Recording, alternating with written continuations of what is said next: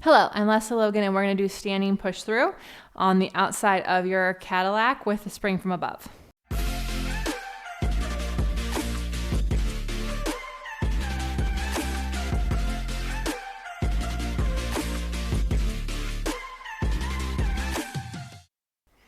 So this one is awesome. It's kind of loud. It's not super smooth like on the Cadillac, but it's really yummy and fun. You have your spring from above.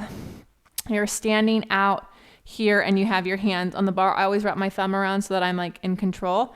You're gonna reach the bar up from your back. You're gonna pull the bar down, elbows in. Watch your wrists. They have to roll over the bar and you push it away. And then you bring the bar back and you lift. And this is super important.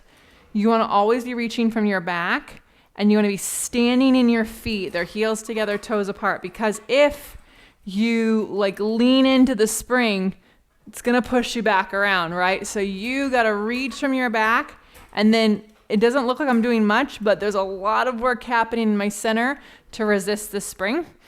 And then you'll do it from hands facing in, then you flip the palms and you do the reverse. And the goal is to keep the pinky side of the hand into the handle the whole time. So pinky side of the hand on, and my tighter shoulder, your tighter shoulder, will have a much harder time doing this.